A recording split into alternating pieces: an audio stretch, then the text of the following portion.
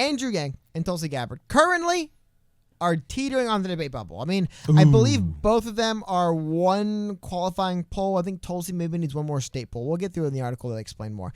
However, it's rapidly approaching, guys. We're at about a week. I think literally a week from today is when they will close off. It could be the 13th or 12th, I believe. Or the 19th. I apologize. So it's actually a little over it's 2 weeks from today.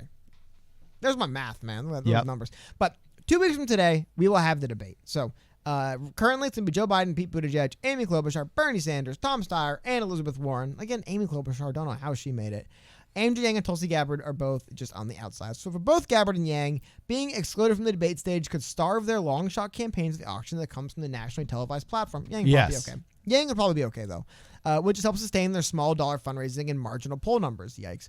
But if one or both qualify, they are both likely to get greater shares of the speaking time than ever before. No debate thus far has included fewer than 10 candidates, and even if both qualify, this would include just 8. This is also a debate you want to be on.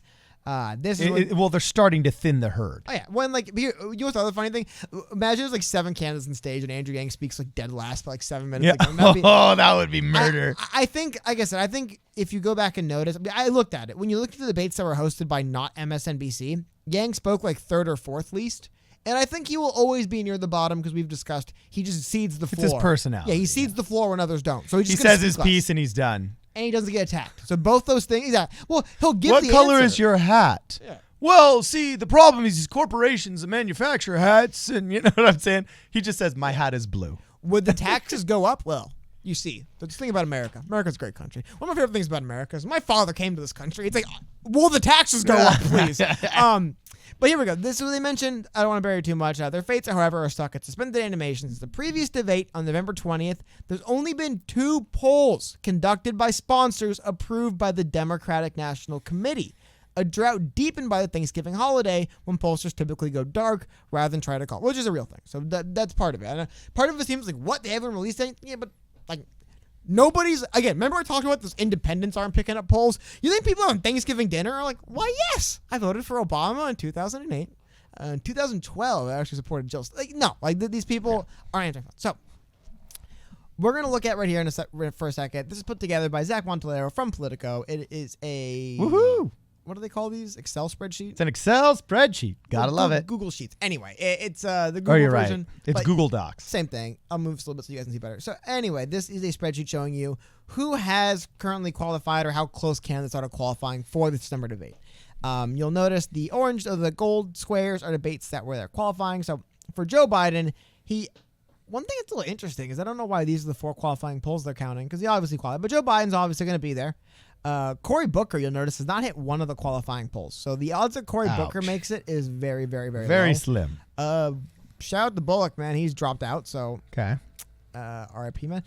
Mayor Pete, obviously going to be there. We'll go through Castro. It looks like as well. I mean, no, the article said it's basically Tulsi and Yang, but you'll notice Castro has really got no chance. He's not moved from 1 to 2 since this started. John Delaney, man. I feel so bad for him. Why is he not dropped out? Why are you not dropping out, John Delaney? People that polled so much better than you drop out, but you know what? And he got 1% in the mom mouth, and all the others are like zeros. Yeah. Ouch. He polls the functionally 0%. Now, Tulsi Gabbard, okay, here we go. So Tulsi Gabbard needs one more poll at 4% or better, or if she, well, I guess if she happens to get a 6% state poll, that would be one more poll, 4% better. But that's where Tulsi Gabbard is. You'll notice Kamala Harris, interestingly enough, qualified for the debate, yet dropped out. So she will not be appearing.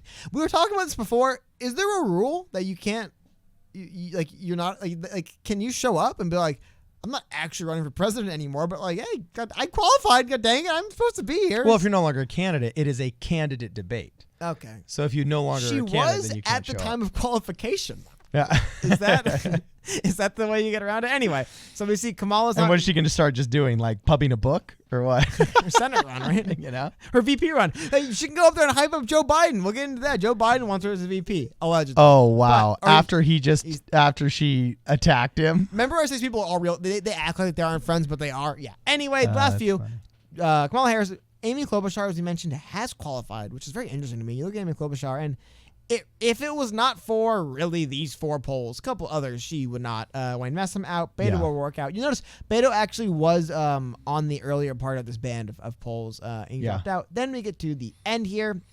Bernie Sanders. Steyer already got it. Sanders already got it. I mean, Bernie, you expect to see Bernie there. Pushed out to Wayne Sestak. Was it Wayne? I don't know. Yeah. Tom Steyer, who didn't make it. Tom Steyer actually also called to expand the qualifications so they can have a bigger debate stage, which I think is another way of saying Tom Steyer's not really serious about becoming president. When he's advocating for more people on stage, like, why? No, maybe it's just a PR gimmick where he's trying to look more egalitarian. You know who wasn't advocating for more people on stage that I saw? Biden. All the front runners who think they actually want to be president. Exactly. Anyway, and then we have Elizabeth Warren again, obviously. With Andrew Yang, you will notice, Andrew Yang had a very rough month of polls. It's a few weeks of polls. And realistically, I really take everything I said back. There was these CBS Battleground polls. I'll move it over so you can see. These CBS News Battlegrounds polls had Andrew Yang at 1 to 0% in almost every single poll. Yeah, Aside they were from pretty that, brutal. I'm It was a brutal October for Andrew Yang. Yeah, well, and those are actually November polls. I think it's methodology. I think October, November. Yes. Because it looks like a lot of polls, but it was CBS News Battleground Tracker and YouGov did a series of polls together, and they all were bad for Yang. So okay, and but also that is so off. When you're off by more than what the margin of error is, it really does make you question what the methodologies are. Oh, yeah, well, specifically, it seemed to harm Yang more than others. But again, you will see that Andrew Yang is just one poll away from qualifying. And Andrew Yang himself even tweeted out, just to get us where we get a bit. He said, polls mostly don't likely run over the holidays, so we probably are looking at Friday for some new polls to resume coming out. Friday, of course, being 2 days as of recording from now. Rest and relax until then. So, what a good guy. Card. I will get my answer out of the way pretty quickly. I am fairly confident that a poll will come out that'll have Andrew Yang over 4% in the next Friday, Saturday, Sunday. Fairly confident it'll happen. Reason being is just because that's where he tracks to, and I also think the DNC is going to want... They're going to want the data. They want the information. Well, and they're going to want Andrew Yang. I think Politico and who is hosting this, I think the Yang Gang watches. They talk about it. Andrew Yang is something people talk about during the debates. Something to talk about after. He's a subject of discussion. It's like good wanting TV. Yeah, it's like wanting Ron Paul on the stage with all the other Republicans so he could get up and be like, I was the only one that voted against the war in Iraq. You know what I'm saying? Do you remember in 2015 when the Republicans actually did open up their debate to more people than should have qualified?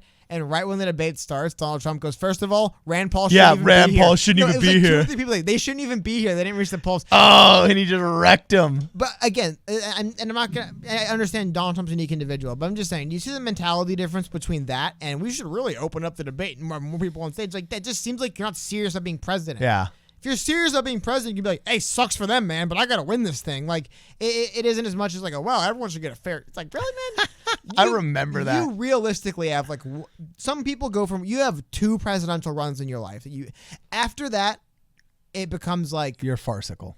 I mean, Bernie. You're vermin I would say supreme. Bernie's 2012 run is kind of like, this is like Bernie's second run. Hillary had her 2 big. Like, it's hard. Yeah, you become a Ralph Nader. You know what I mean? Like, at a certain point, you just become, oh yeah, that guy always runs. Or that girl always runs. Like, you don't want to be that person. So it's really important you capitalize on these things when you have a chance. So seeing Tom Steyer kind of.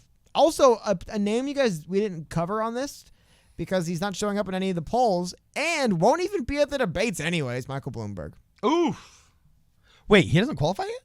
Michael Bloomberg won't go to the debates. No. Oh, wait, no, duh, because, I forgot. For those who haven't heard, Michael Bloomberg is refusing fundraising from any outside source. And he's skipping debates in all the early states. Because he's refusing fundraising, he cannot qualify for the donor marks, so he can't qualify for the debates.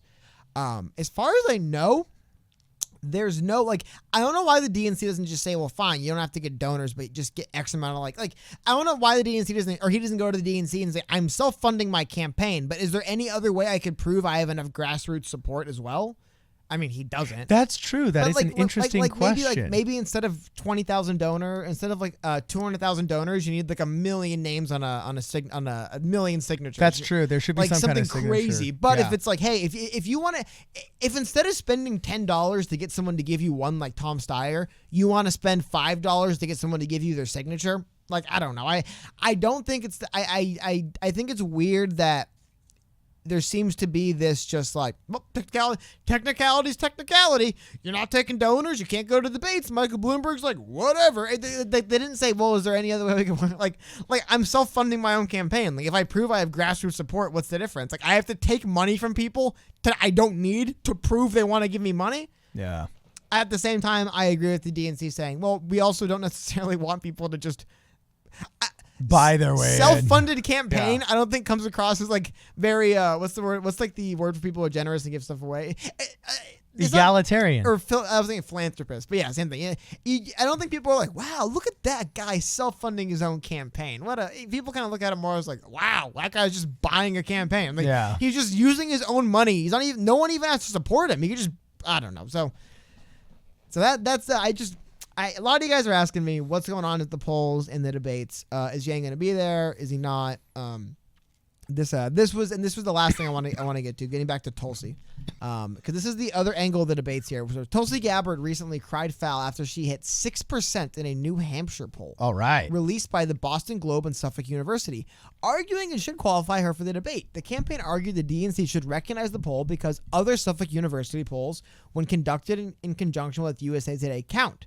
But previous Boston Globe Suffolk University polls have not counted towards qualification. So the reason why I want to highlight that, make you no mistake, there is shenanigans going on, and they do. I mean, realistically, the DNC could just pressure all those organizations to say don't release any more qualifying polls. We're happy with the field. There's no law against that. Which, by the way, one day I will show you guys in court what the DNC actually argued their responsibility to the public is. It is shocking what they argue their responsibility to the public is. However, there's nothing saying that they can't do this stuff. There's nothing saying they can't saying, yeah, Tulsi, you probably should be at the debate. Like, this is a New Hampshire poll. I think this was the one where they're talking about like the Boston Globe's like one of the most circulated papers in New Hampshire. Like a regional publication did a study with a university that found her polling at the proper threshold, and the DNC's like, nah, we're not gonna take that one. I mean, we've seen, you know, I'm assuming what's going on with those YouGov polls is Andrew Yang might have been like a write-in or something. That's why he was at 1%. Yeah. Like he was not showing up. That's the stuff. But anyway, it does seem like by the time we get to the one last thing we'll mention here is that there's also been since Kamala Harris has dropped out, there's also been people mentioning that if Tulsi and Yang don't qualify, this would make a debate of only white candidates president, which is the one thing people are talking about. Ultimately, I think that refers to the voter base, the Democrat electorate, really. I mean, there's a reason why Kamala Harris' campaign ran out of money. People weren't giving it to her. So that's a whole other issue, right? But just as far as the debates coming up. And that 3 of the 4 primary states in the Democrat primaries are like 97% white. That's another issue we'll get into. But yeah, interestingly enough, but I guess we'll talk about it now. One thing that's really interesting, you guys can look this up, but Iowa and New Hampshire, I believe, based on Iowa's like 95.2 and New Hampshire's like 96.3. They are 2 of the whitest states in the union, and I do wonder if that is why during like this portion of the process you would see, for example, people are like, why is Pete Buttigieg suddenly spiking and rising? He's doing very well in New Hampshire. But I think some of that's a little bit more cultural because he's a Midwestern boy that understands that whole Midwestern culture. I'm just saying though, like those 2 states do vote in ways that aren't necessarily, I would say, congruent with other states that are in the early. Like, just look at how California national. Yeah, they're not behaving the same way as South Carolina. Yeah, look at like South Carolina, California national, and then look at Iowa and New Hampshire. So I don't want to get too far into it. I just think that just getting back to the criticism that all of a sudden it seems like the field of very diverse to very white could be the emphasis on 2 very white states that drives it. I mean, we always try to figure out why is Iowa so bad for Andrew Yang. He does so bad in Iowa. He goes to Iowa a lot. He's got field offices in Iowa. People show up for him in Iowa. He does very poorly in Iowa, and I'm not going to get into why. I'm just saying it is really interesting to me that as we're getting to the part of the primary stage where these 4 states, Nevada, South Carolina, Iowa, New Hampshire, are so important, I wonder if maybe that's why we're seeing the electorate shift maybe towards a more I don't know, man. I'm just saying it is interesting that it did go from a field with a lot of females and a lot of just it was a diverse field, right? All kinds of people running to it's like burning. I mean, I guess people do say it is rude to just discredit the 1/1,000,000th of Elizabeth Warren that she thought was Native American once upon a time.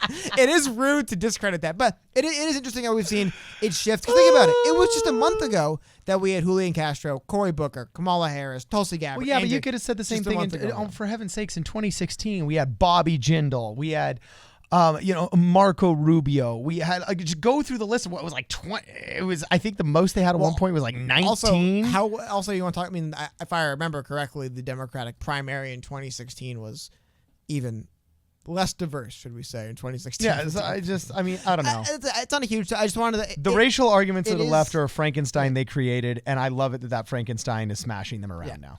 I just thought this would be it is part of the discussion with the upcoming debates. Like I said, I think perhaps it could be just a larger emphasis on, because when they say early state polls, they're talking about Iowa and New Hampshire and Nevada. Like I think the focus on Iowa and New Hampshire could be part of that shift. However, I also think Tulsi and Angie Yang will be there, so we will have some representation, I guess you could say, on the stage. So anyway, speaking of the Yang Gang, one more thing I want to get into here. Okay. A couple of updates, I guess you could say, on what's going on with the Yang Gang.